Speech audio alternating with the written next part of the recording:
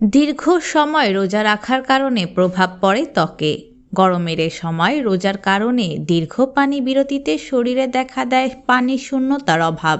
তাই রমজান মাসে ত্বকের যত্নে প্রয়োজন বিশেষ যত্ন। রোজার সময় সাধারণত ত্বকের বিশেষ যত্ন নেওয়া সম্ভব হয় না।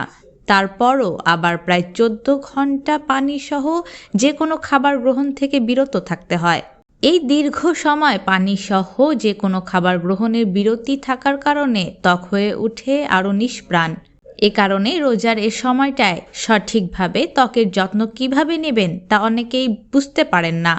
তাই আজকের আয়োজনে থাকছে ত্বকের যত্নে 5টি গুরুত্বপূর্ণ টিপস। ইফতার থেকে সেহরি পর্যন্ত কমপক্ষে 10 গ্লাস পানি পান করুন। ত্বকের তৈলাক্ত ভাব দূর করতে দিনে 4 বার মুখে পানির ঝাপটা দিন। ত্বকে রক্ত সঞ্চালন বাড়াতে 1 মিনিট আঙ্গুল দিয়ে মাসাজ করুন। ইফতার থেকে সেহরি পর্যন্ত মৌসুমী ও রঙিন ফল খাবেন। বিশেষ করে যেসব ফলে পানির পরিমাণ বেশি সেগুলো বেশি করে খাবেন। মুখের মরা কোষ নিয়মিত স্ক্রাব দিয়ে পরিষ্কার করুন। নিয়মিত রাতে ঘুমানোর আগে এই কাজটি করুন এবং ভালো ব্র্যান্ডের একটি ময়শ্চারাইজার ব্যবহার করুন।